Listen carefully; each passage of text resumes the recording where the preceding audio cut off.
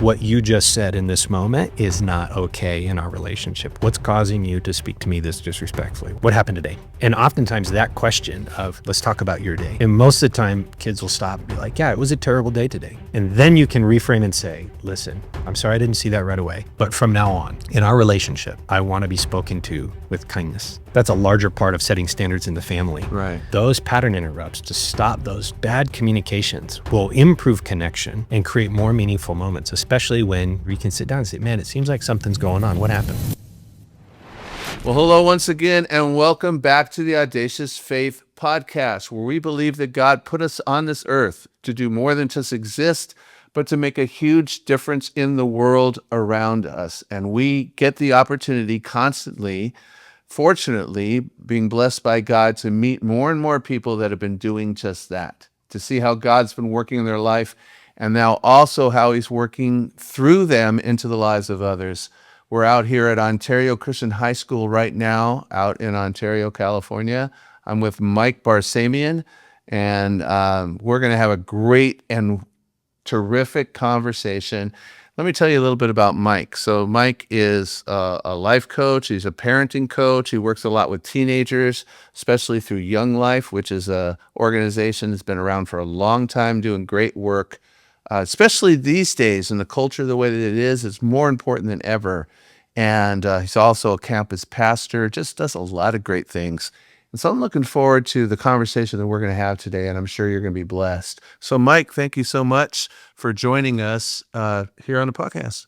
Jay, it's a pleasure. And thanks for having me today. And it's really fun to be able to hang out with you in person. It's going to be great. That was high praise.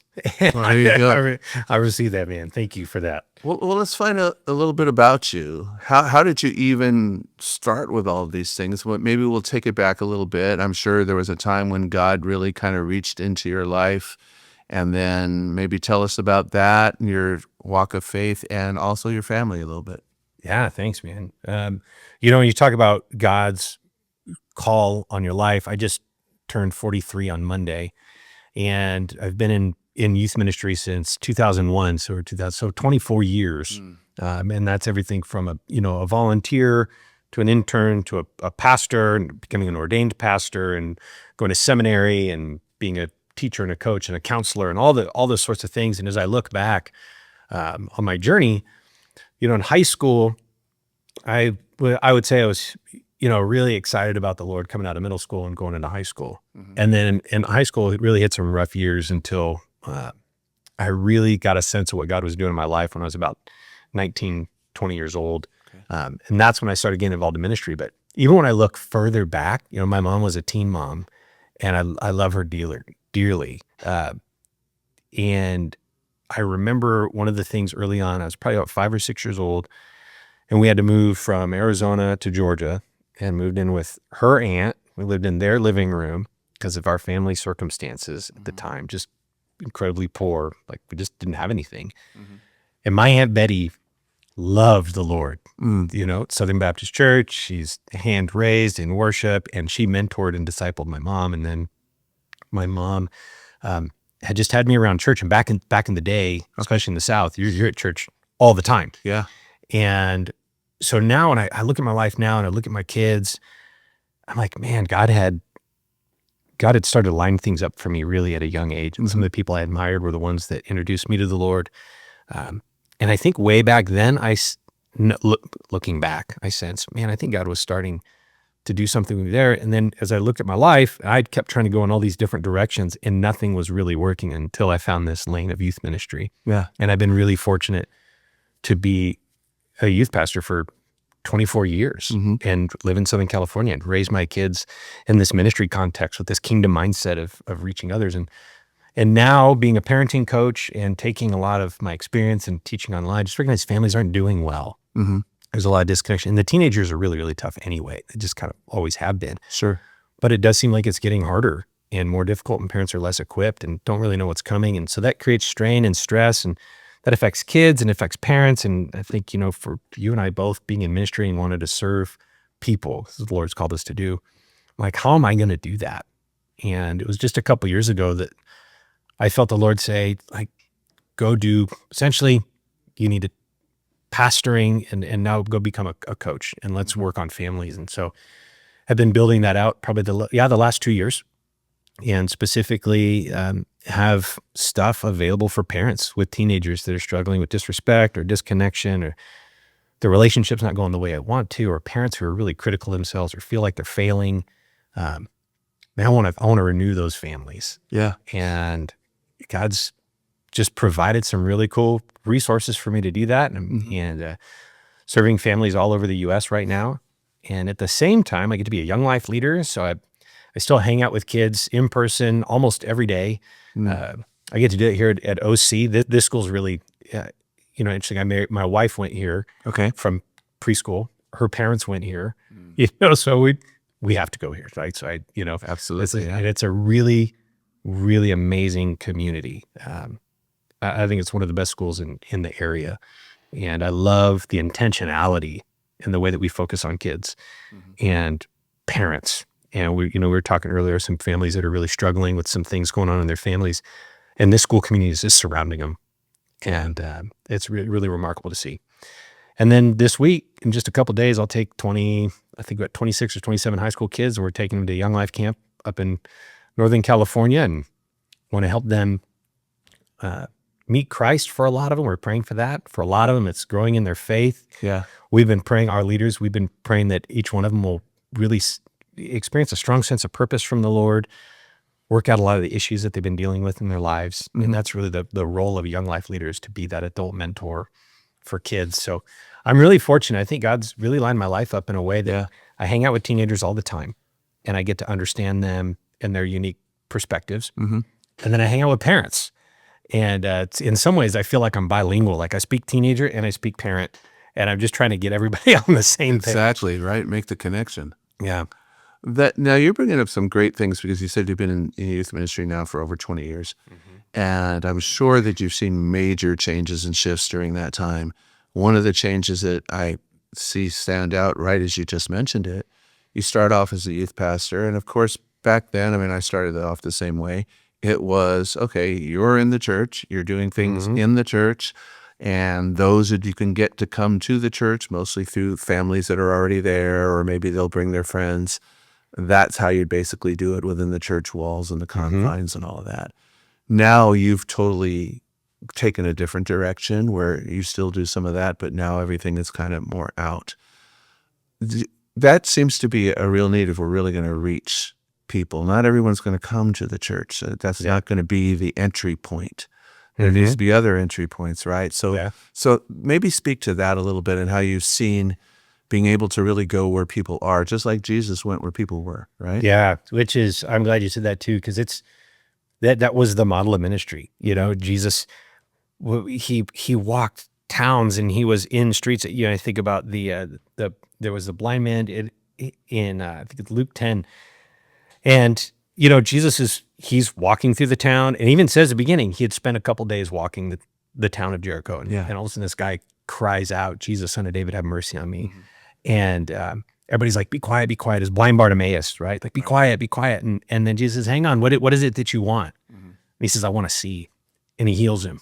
And the question is, how did blind Bartimaeus know who Jesus was? Where was Jesus that Bartimaeus, I guess, heard him walk? Well, it was because he was out. It wasn't just at the synagogue, right? And I think oftentimes that's where we feel really comfortable as people. And I think as youth workers especially, we got to get comfortable being around teenagers. And hopefully this is an encouragement for some people, who have thought about youth ministry but are really intimidated. Like, what do I say? How do I know? I could tell you this: if you're over 25 years old, you have a lot to offer a teenager in just your real lived life experience. And Kara Powell says this. She says, "Warm is the new cool." Oftentimes we're like, I'm not cool enough. I don't wear the right clothes. I don't know. They don't care. Right. Warm is the new cool. Just be kind. Listen really well. Have a good experience. And one of my really mentors in my life, and a dear friend of mine, he says that the difference between middle school kids and high school kids is that when a middle schooler meets an adult, they say, "Do you like me?" That's what they're thinking. Do you like me? And so middle school kids, you high five them. Cool hair. I like your shoes. Great. Like, it's pretty easy to earn trust with a middle school kid. It's about high school kids, when they meet an adult, they're asking themselves this question: do I like you? And it's a whole different experience, because that shift from 8th grade to freshman year, even that their brains neurologically they're going from concrete thinking to abstract thinking. They're going from lived identity, because they're with their parents, to forming a new identity. And who are they? And so there's so many more questions. But in order to reach this generation of kids, we have to go to where they are, and they're really busy. It's sports. You talked about being a basketball coach. Yeah. In the last 15 years, it seems like club sports and anything beyond city rec leagues has just 10x'd. Everybody can be in some sort of club sport if you can pay. Yeah. And kids are hyper busy with AP, honors, college courses, dual enrollment, but playing I have students that play multiple sports at the same time. And so youth group attendance takes a dive. I think, I can't remember which study it was, but it was like average church attendance a month is like 1.6 times. Yeah. As your average church. And you're like, really? And there just aren't, the numbers aren't there. So part of it is there's not enough adults hanging out with teenagers. Right. And they're not being invited. And that's what kids want. That's what Jesus did. That's who he was. He was inviting. And we need more adults to go on campuses, certainly after school, participate in youth sports and some, youth coaching or whatever, or just build a relationship with the school, but just be inviting. Right. Ask it, get to know a teenager, get to know their name, build a meaningful friend. And that's all Young Life is. That's what youth ministry is. It's a group of adults who care about teens that are building a meaningful friendship so that we could introduce them to Christ and help them grow in their faith. And that, almost verbatim, is the vision and mission of Young Life, but it's also the vision and mission of thousands of churches.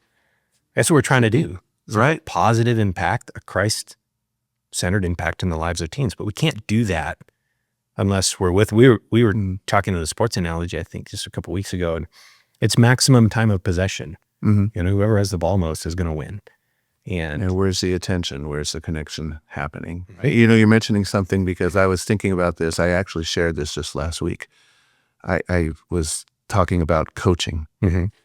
And I told people in a sermon, I said, sometimes I think to myself, why am I doing this? I mean, how pathetic does this sound? I'm 58 years old riding around in a school bus, and I'm thinking, why? Yeah. But then the answer to that question is, when I go into the school bus, there's a bus driver that I talk to, or I'm sitting there now, just like what you were saying, and certain of the players will be towards where I am. And then I turn to them and I'm like, so tell me, what's going on with you? Yeah. What a great question. What is it that, how's your class? What are you trying to do when you graduate? What do you, what are some of your thoughts? Or what did you do on the weekend? Yeah. And they first look at you like, do you really want to know? But then they start talking and back and forth. Some of them are more shy than others, but, and we had this, end of the year school basketball banquet. And one of the girls who does have faith in her life, so I gave her, it's a public school, so I have to be careful, but I gave her hey, I wrote this book, so I want you to have it, because I know faith is important to you. And she used to always be sitting like right behind me on the bus. We had all these conversations. And she said to me, she goes, I just want to tell you, she said, I just really appreciate over the past 4 years that you were always there to listen to me. And that was it. I mean, we never had these long, in-depth thing, but you're right. I think that just makes a huge difference, right? Yeah. That's probably the most important skill in youth ministry is your ability to listen. It's certainly not your ability to talk. Yeah. But that's what teens need the most. And if you can listen and then ask good questions, teenagers from 12 to 24 in the stage of, it's all learning and development, and they're modeling their life, but reflective thinking is the most powerful accelerator of maturity for a teenager. And so whoever's doing the thinking is doing the learning. And so if, as a adult mentor or a parent with their own kids, if you can listen and ask a question that is a what you said, hey, what's going on in your life? What's happening lately? What are you proud of lately? What are you looking forward to? If you go back a couple of months, what would you do different? Would you play that sport again? Just getting them to think and giving them the space to, to pause and collect their thoughts, allow that silence for them to work some things out, man, kids will make good decisions when given the opportunity. And I think the role churches have to play and Christians have to play is we got to remember we have a responsibility to our young people. The world's not doing them any favors. Social media is not doing them any favors. Public schools, I don't think I do know, and I don't want to misspeak here because there are some really great administrators at schools who love the Lord. I get to pray with them. I hear their heart and their vision, but you'd mentioned like you feel a little like your hands are tied sometimes. And so the term used a couple years ago was systemic abandonment, that the institutions designed to support and develop teenagers have turned from focusing on kids' needs to their own needs and self-preservation. So you see that sometimes with, schools want kids in seats because that's how the public schools get paid. Sure. You see some organizations can fall to this. They're more focused on their agenda than the needs of the kids. Right. And that's where kids get kind of left in the shadows a little bit, and they feel it and they sense it. And so we have to be really cautious that it's really good to waste time with kids, but be really efficient with work. And if we can do that, especially if we can find ways to get more adults positive in the lives of kids, we will see a huge turnaround in young people, which means we'll have more well-developed young adults, college age, career. I mean, people just making better decisions. And I think that's the long-term shift we can make in our culture. Yeah. And encouraging people, you can do this. Any adult. Right. I remember I've seen young life leaders at camp, and we're talking 6 days, long schedules, high elevation. I mean, it's a grind. But I've seen leaders in their 60s and 70s with kids, and they have the greatest impact on those young people's lives because they carry the most wisdom. Right. I have noticed that. You start thinking, oh, you're getting older, you're not going to have a connection anymore. But actually, I find it easier to connect than ever. Absolutely. I mean, I'll tell you, as somebody that gets to participate with Young Life, and I love Young Life, but what I love more, I love youth ministry. I would love to have 10, 15, 20, 50 plus year olds who've lived a good amount of life and just want kids to know Jesus and live healthy lives. Yeah. There's not much, you're not going to say much wrong. You're not really going to do the wrong thing if that's your intention. I want kids to know Jesus, and I want them to know that they're loved. You will find that kids, they will transform quickly. And so we need more people like that.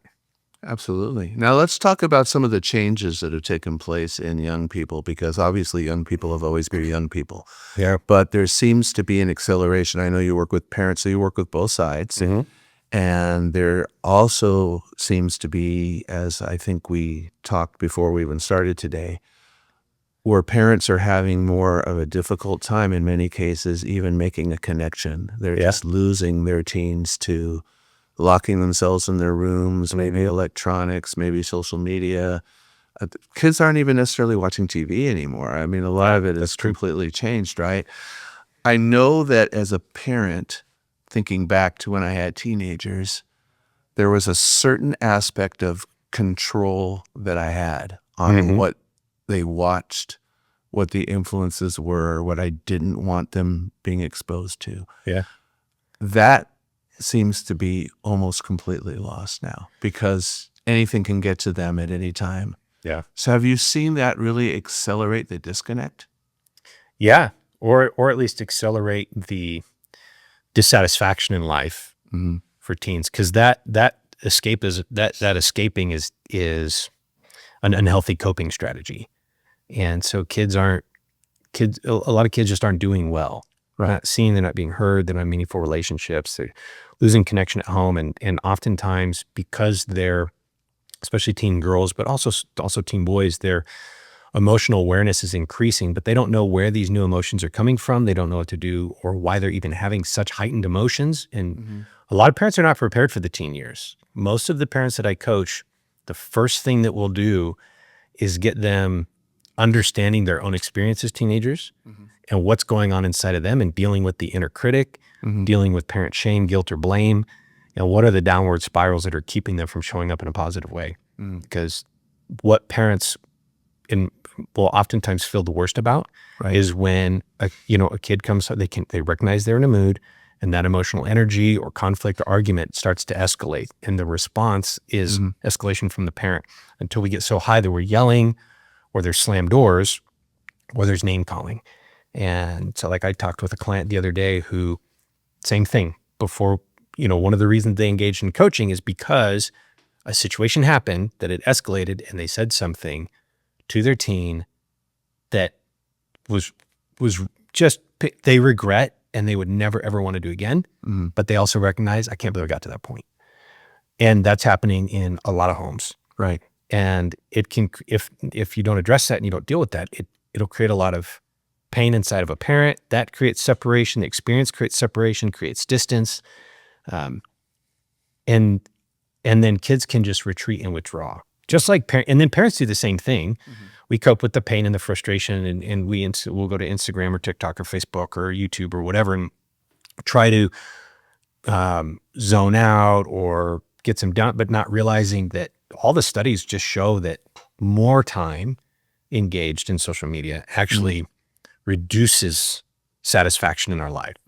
It'll actually take a person that's doing pretty well and turn them into an unwell person, but it's right at our fingertips, and it's hard to control and regulate. Sometimes we don't want to acknowledge, just how bad it is. Right. And so I think that's one thing that certainly changed in the last couple of years is increase in technology. We're now understanding how detrimental technology can be if unchecked. We also see a huge decrease in participation in positive community type things like churches and youth group, community organizations. Volunteerism has taken a huge dive overall in the last couple of years. Part of it's the economics of it. What has increased is the cost of everything, and income's not necessarily tracking at an appropriate rate. Not keeping up. And so if you have to sell more of your time to keep your standard of living, that means that volunteerism is going to go down. And what people don't understand is, and we talk about this triangle of what we're all looking for, which is income, impact, and freedom. And we focus a lot on income, which is an elusive goal. We were joking earlier about, 20 years ago, if you made $100,000, you were like, man. Yep, six figures. Six figures. And now in Southern California, I wouldn't say it's the poverty line, but it's nobody's like, the goal keeps getting further out, Exactly. And so we want the income, and then we also want some freedom, but we feel less of that because of rising costs or any number of things. And so, but the most important part of that triangle, income, impact, and freedom, is impact. Because it's the thing that makes you feel like you have meaning, that you have purpose, that you have passion, that you have drive. And, I'll talk with parents oftentimes, and they say, I just feel like they've lost their passion for work. They've lost their passion, if they admit it, and sometimes they do, they lost their passion for their family or for their hopes, dreams, desires. And I'll say, that passion and pain share the same root word, but the difference between pain and passion is hope. Because passion is, it's suffering, but there's hope. And that's why we call it like the Passion Week of Christ. This is the joy set before him. He went to the cross. Right. He knew, it was incredibly painful, but he knew that the hope of it was greater. And oftentimes parents they have no hope in their relationship with their teen. And teens feel like there's no hope. What's the point? And so how do you get that? How do you find that hope again? And that comes through impact. That's, John Maxwell says, don't be a reservoir, be a river. And so often it's like we get poured into so much, but we have no outlet, no output. So we don't feel appreciated. We don't feel admired. And that, appreciation is like oxygen for the soul. Well, appreciation is about who you are. Well, if you're not giving yourself freely to others generously, then it's going to be really difficult for you to feel appreciation. Right. So one of the easiest and best things we can do is consistently serve and volunteer with a group of people that you're passionate about and that you can help. And you'll notice energy come back into your life. You'll notice excitement come back into your life. You'll liven up, you'll fill your cup, and then you can pour out into your kids and in other meaningful ways. So I think that's one thing. We kind of bought into the lie that I just need to get to this level of income. And so we sell off impact and we give up more freedom. If you're working multiple jobs, you have less freedom. No time, no energy, nothing's left, right? So we've got to find some balance. And, it's not even that balance, I think it's a misunderstanding to think that balance is equal time. Mm-hmm. Okay, I work 40 hours a week, then I'll give 20% of that time to impact, and then I'm going to give, make sure I got 30% of my time for freedom, or what, okay, as long as I budget my time out perfectly and then I have balance. And I don't think that's true. And we talked about basketball coaching and you're an athlete, and, balance on the court is never static. Mm-hmm. Balance is your ability to shift your weight and move from one place to another. And agility is your ability to do that with accuracy and speed without injury. And so, we talk a lot about, you got to have a balanced life. Well, sometimes we mistake that as I just need everything to be equal. No, you need appropriate time and attention on important things. And then you need to learn how to be agile. Because for parents, you have 3 core responsibilities. You're a parent, a professional, and a person. Mm-hmm. And you can't be a parent at work, and you can't be a professional at home, and you can't be a person, meaning you're engaging with your friends and your spouse, with your kids or at work. So yeah, but you will switch those hats a couple times every day. Right. And agility is your ability to be present in each of those important moments. Mm-hmm. And we've lost that ability in our culture. And I think we need to get that back. Absolutely. You're bringing up some things, and then something triggered in my mind. And I want to talk about maybe with this parent-teen or even young adult relationship, the love factor, okay, where it comes in. God's love for us obviously is unconditional as believers. Hopefully we know that. Yeah. We don't always feel that. We have to be reminded. I'm thinking of a story recently, someone I know very well. I know their daughter very well, known them for a long time. And her daughter's now just turned 21, I think, recently. And they'd had an increasing disconnect. They've always had a fairly good relationship, but they just found bickering and bickering and bickering more and more. And part of it was cause of frustration of, okay, what's the daughter going to do with her life? Mm-hmm. And it pursued this career in this program, connected with where the mother works, and was trying to get her in this program. And so she didn't get in the year before, but then was doing, getting ready for this. And so the mom even had pulled some strings, got it where, it's going to all be set up. And the time came for them to get in the program, and they didn't get the call. So the mom's trying to figure out what happened, and then it turns out that the daughter kind of put it off, forgot, and never even applied. Oh boy. Okay. So obviously mom is frustrated, can't believe it, makes her look like a fool, all this kind of thing and everything. And they're just going back and forth and all that. She goes, she's just literally can't even look at her. She's so frustrated. And then God starts convicting her, just starts tugging on her, just starts doing, working on her and all that.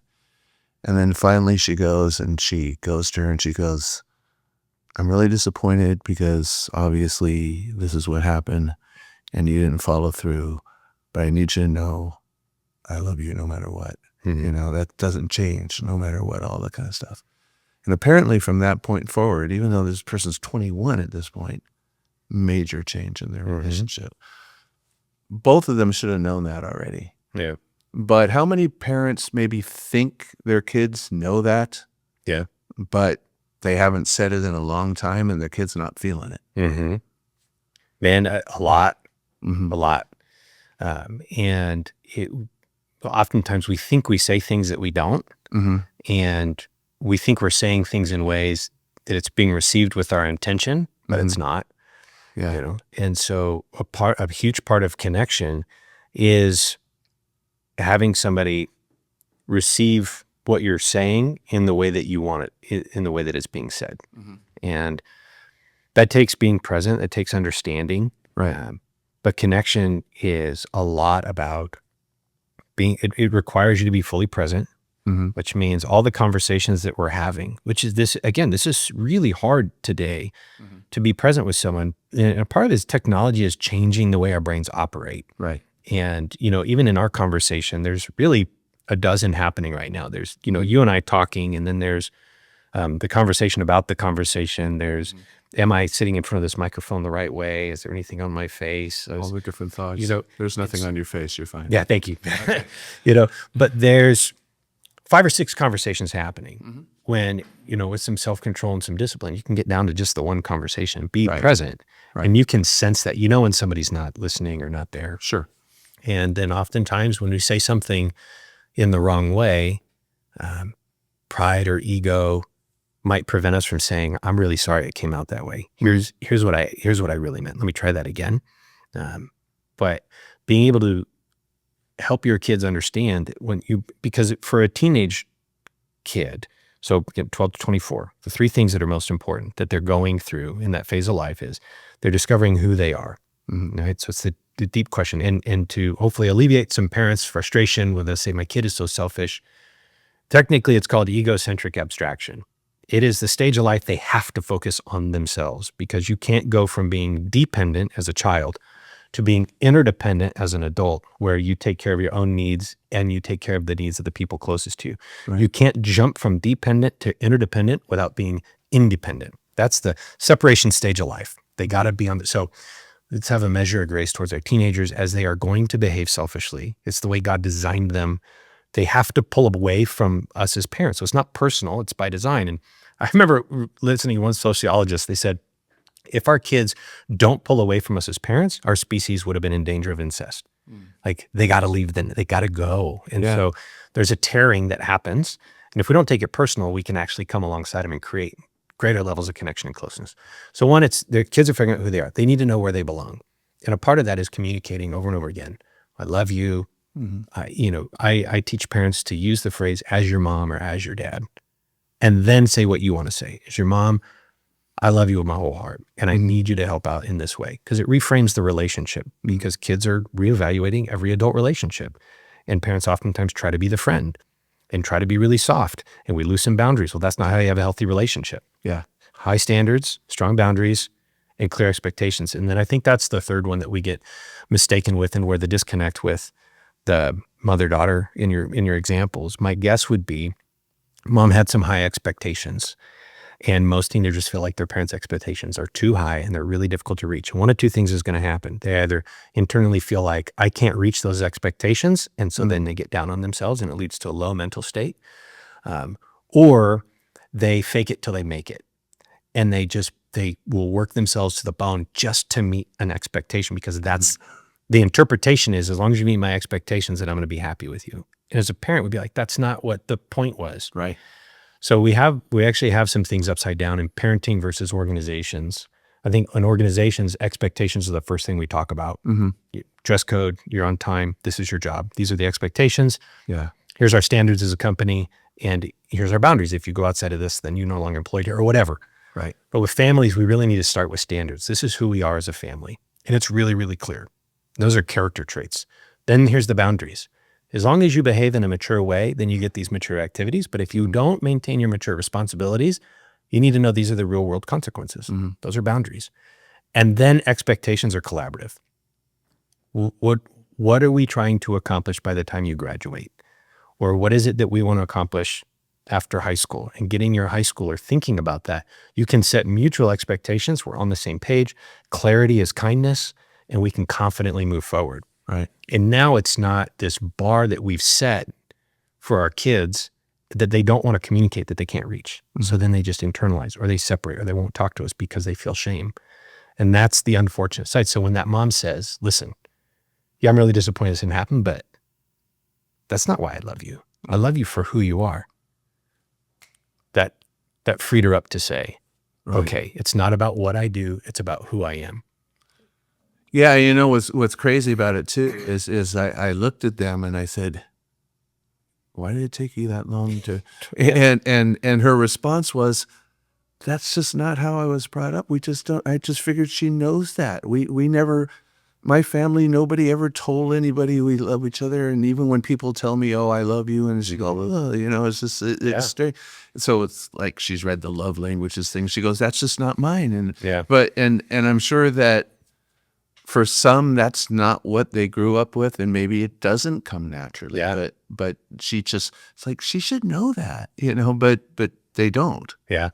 Well, and I'll tell parents often, I said, nobody mailed you a book when your child turned into a teenager, at least yet, maybe end of 2025. I'm working on the parenting playbook. Maybe there will be a good playbook for parents, because your teen is not your child, and they don't, as much as you want to believe that they know that you love them because you provide all these things and you say it, if you don't have what we call connect and go moments or meaningful conversations, you've got to sit down with your kids and connect. And if parents are struggling in communication, I don't know how to talk to them, they never talk to me, discipline's not working, you're taking away their phone and they're not changing, you're taking away the TV or the video games and their behavior isn't changing, and they're separating more. Well, that's because your understanding of discipline is causing pain. Right. It's punishment and penalty, and that's not discipline. Discipline, it's the same word as discipleship. It's correct. It's teaching. That's what discipline should be.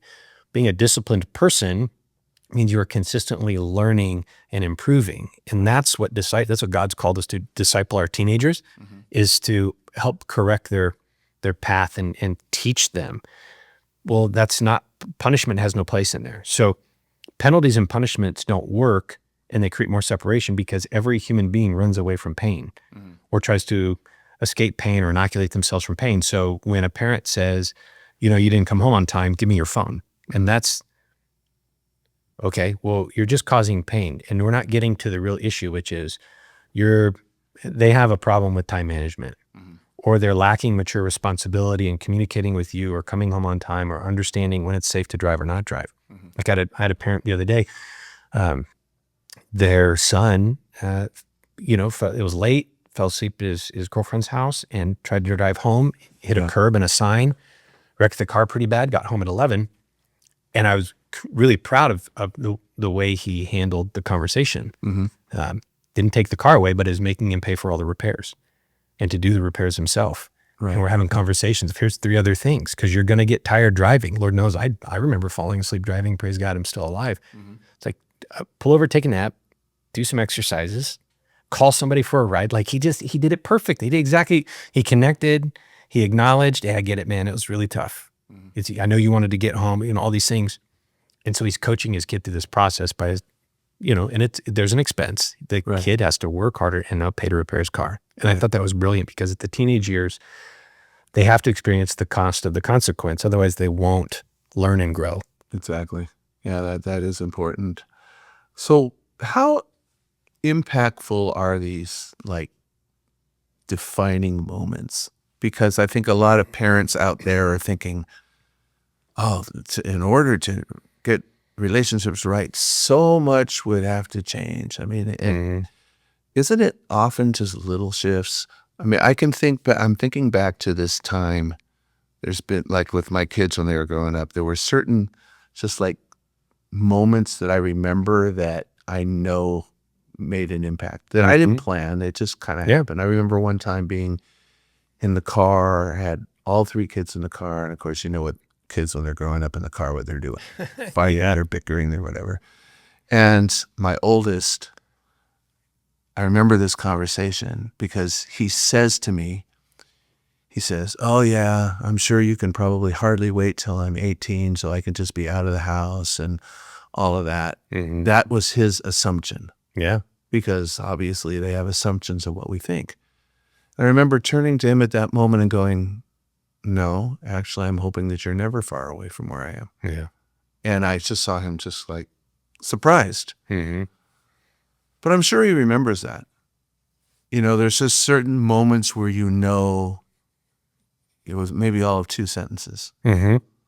But those things get implanted in there. Yeah. So should parents, obviously not fake, it has to be organic, it has to come in the natural course of things. But what we say,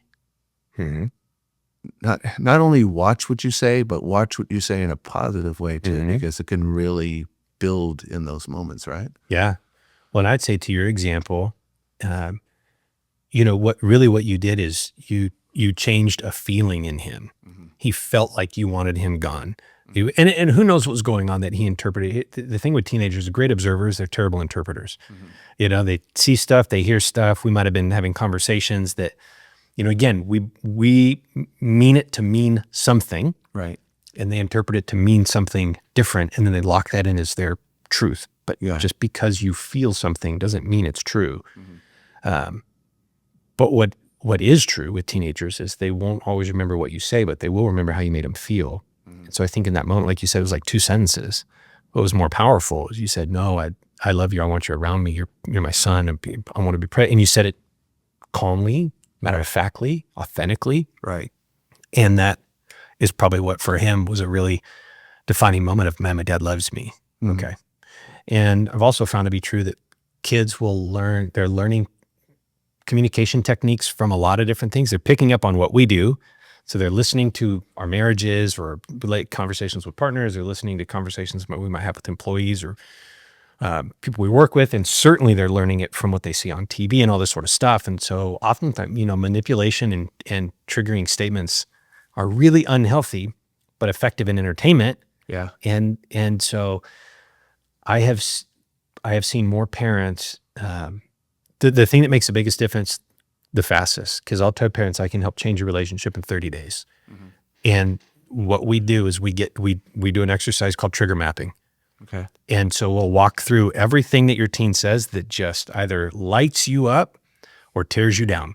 Okay. And then it's like, what's causing you to feel that way about that thing? And so we dig in. And it always comes from somewhere else. And it always hits a criticism they have of themselves. So we work on their self-esteem as a parent. And then we work on pattern interrupts so that when they're for two really important reasons. One, because no parent deserves to be talked to in that disrespectful of a way by their teenager.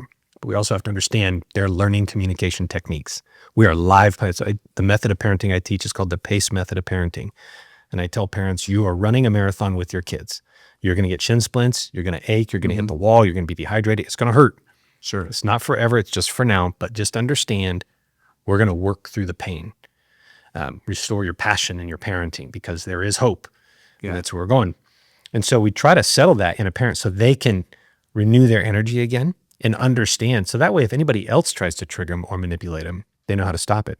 And then with their kids, what we're doing is saying, this is not a healthy communication pattern. It doesn't work with me. And I don't want you to try it with any other adult either, because it won't build the life that you want. So pattern interrupts are relatively simple. But you've got to be really present. And I help parents get to their level of confidence where when their teenager says something triggering or painful or disrespectful is two really simple methods. One is just to say their teen's name, because everybody stops when you say their name, at least momentarily.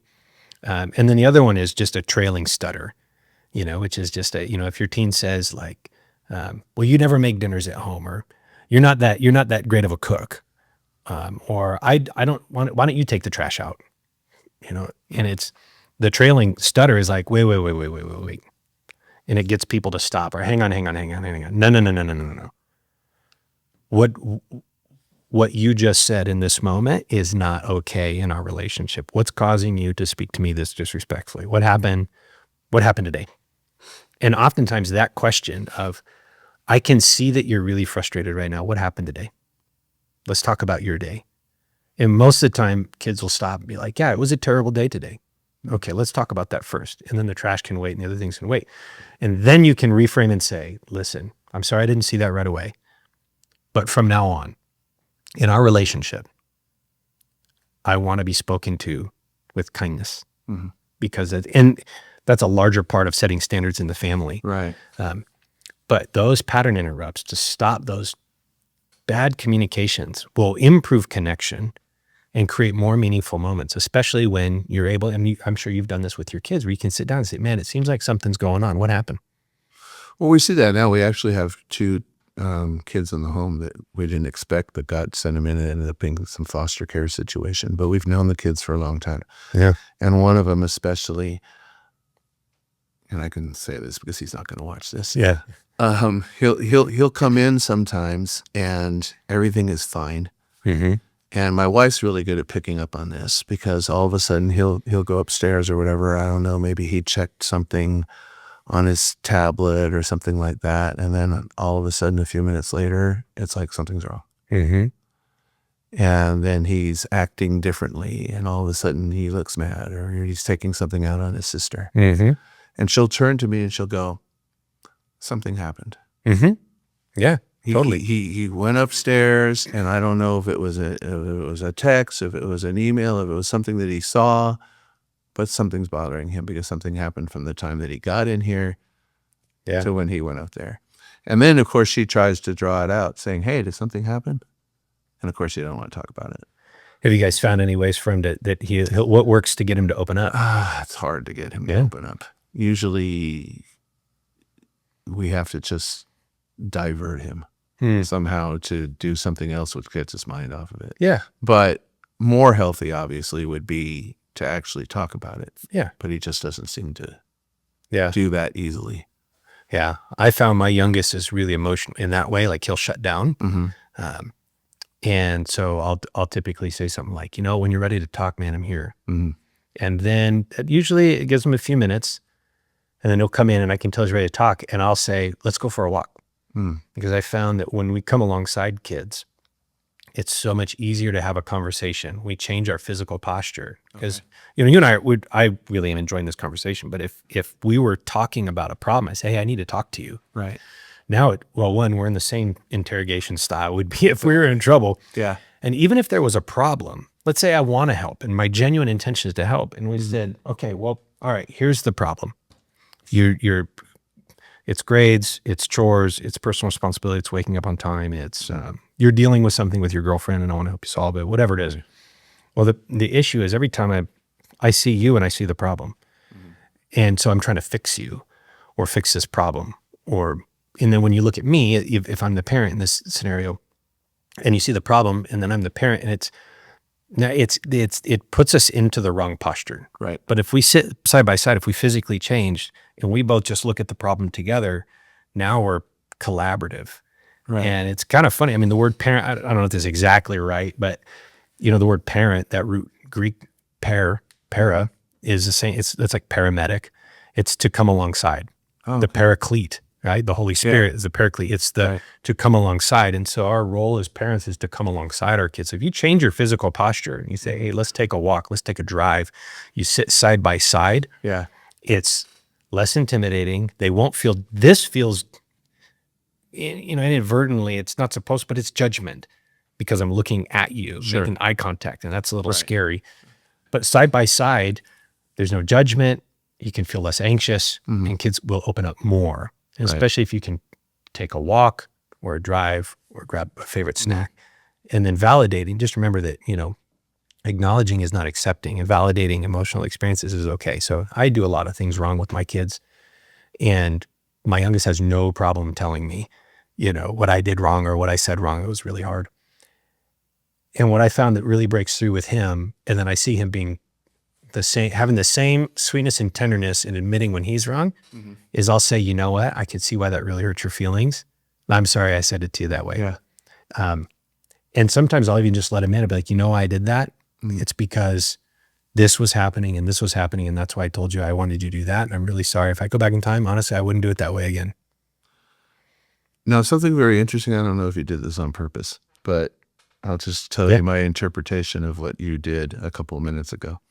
You took the water bottle and you put it right here and you said, here's the problem. And all of a sudden it's like, I never saw a water bottle as a problem before, but it was like, okay, we're going to set the problem on the table here right between us and we're going to work on this problem together. Okay. Yeah. That's the way I interpreted it. And it felt really good when you then took it away. I don't know if that was on purpose, but it was almost like the problem just left when you moved the water bottle back over there. That was really strange, but it did shift my attention, and it shifted both times you moved it. Yeah, and that's it. We tie so many powerful experiences to physical stuff. You talk about being in ministry. I remember somebody gave me a book, Object Lessons for Youth Pastors. Yeah, and there was an era where, man, if you didn't have like a full stick or a basketball hoop or a thing, right. But in reality, I mean, those are some of the most powerful lessons in my life. Right. And I will do that with, not necessarily with a water bottle, but when I sit down with my boys and we have to solve something, we'll have a piece of paper. And that's interesting. I didn't think about the taking away, but that's a lived experience. You probably just took it away because it was in the way, but it did feel like, oh yeah, we just got that problem out of the way. Yeah. And when you kind of pulled it away, I felt, if that was the problem, I felt better that the problem was now over there. Yeah. That's great. Yeah. Try that with your son. Yeah. he might have a similar experience, just to have the relief, Exactly, huh? So that was very interesting. This has been a great conversation, and I know we could go on all day, but I know we're going to lunch. Yeah. But let me ask you this. So I'm sure that people are hearing this and they're thinking, yeah, I have some of these issues and I don't know what to do. I've been fighting with this for a long time. Obviously, I think you could possibly bring a lot of value, and you do things, whether it's short distance or online as well, right? Over Zoom and everything. Yeah. So tell a little bit more about if someone feels that they would really be benefiting by your help. What are some of the ways that you're able to help them? Yeah, thank you. Couple of things. One, I have a free masterclass that's online. You can go to presentsolutionforparents.com. So my goal is I want to help parents get present if we want to solve problems. And so that's presentsolutionforparents.com. That's up. You can watch it live. That'll automatically enroll them in when they register for that, which is free. They'll enroll them in some emails that they'll get from me for about 6 months, and they're connection tips, things to try.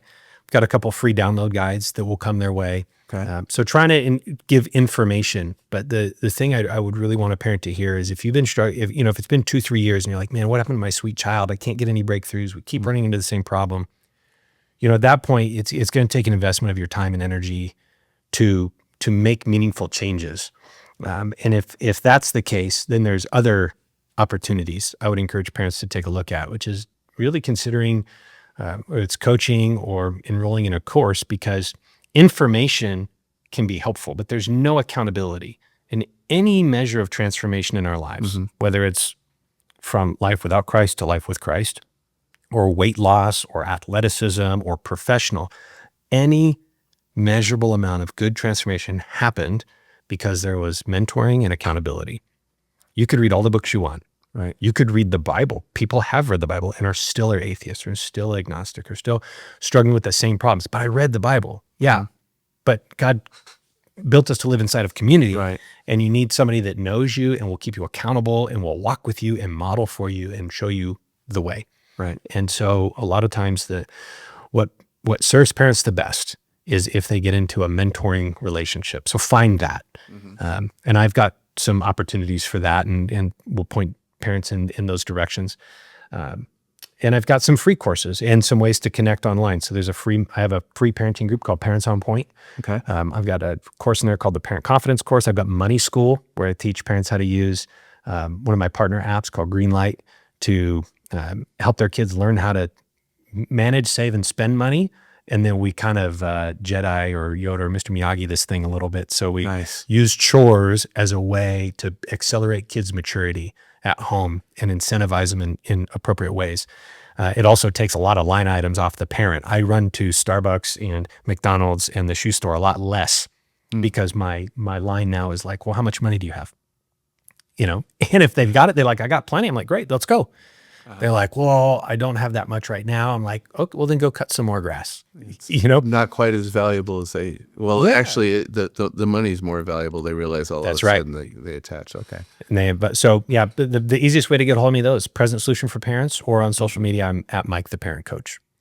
And what I love about what you're seeing there is, you always know when someone's authentic by the fact that they're not just selling things. We're talking about a lot of free content because it's just wanting to bless people and make an impact. And I know you have more advanced programs that are out there for those who choose that, but you just want to bring as much value to as many people as possible. Yeah. So I definitely encourage you to go on to those, grab those resources, really benefit from there, and then see what the Lord takes. Maybe one final message here really quickly then. I don't know if it's a parent you have in mind or a teen you have in mind that just might be listening to this podcast, or maybe it's both. Yeah. Maybe the Lord you're just feeling, hey, you just know what they're going through right now, and you feel for them because you've met so many people like that. Yeah. What would the Lord be kind of just wanting you to leave them with at this point? Man, I think two things come to mind immediately. One would be challenge your belief in this area. A lot of times parents want to believe that I'm having conflict with my kid, they don't love me, or I'm a bad parent because I'm in conflict with my kid. Conflict with your teenager does not mean you're a bad parent, and it doesn't mean your kids don't love you. And then I would say this, your you're a good parent. And if you are acting out of love for your kid, if at the end of the day, am I making the right decision? What do I do? If you're stuck and you're doubting yourself, if you just go back to this, do I love my child? Then I think you're going to make the right decision. Go with that. So conflict with your kid doesn't mean you're a bad parent. And if you're making the decision from a place of love, you're making the right decision. Absolutely. Well, you've heard it, and there's hope. And so if you're out there and you're struggling, that's why God led you to this podcast today. Amen. So that things can change, because things can change. Yeah. It may not happen overnight, but little changes can take place even right away in many cases, right? Absolutely. A little bit of progress every day to restore some things and get some things going. So I hope you've been blessed by this. Make sure you subscribe to this podcast. Also check out those resources. And hey, even if this benefited you, but it wasn't completely for you, and you know of others in your life that really would benefit from what was discussed today, please share it with them, because this is free content as well, and it's going to be very beneficial. And also make sure that you're connecting with past podcast episodes and the future ones to come. Just reach out at any time. And what's the best way to contact you besides those resources? Is there a direct email, or is it on there? Yeah. Mike at presentsolutionforparents.com. That comes right to me. Okay. And anytime somebody registers to watch the masterclass I do, I reach out right away. So it kind of notifies me, and I start checking in with people. So we want you to know we certainly care. We're high touch, and we want to be present with you in your journey. Absolutely. Don't be afraid to take a step to get some help and to get some assistance. Like he said, it doesn't mean because you're a failure. It just means because sometimes we come together and build each other up. So God bless each one of you, and we look forward to just continuing to bring great content to you in the future. May God bless you, and we'll see you next time. Take care.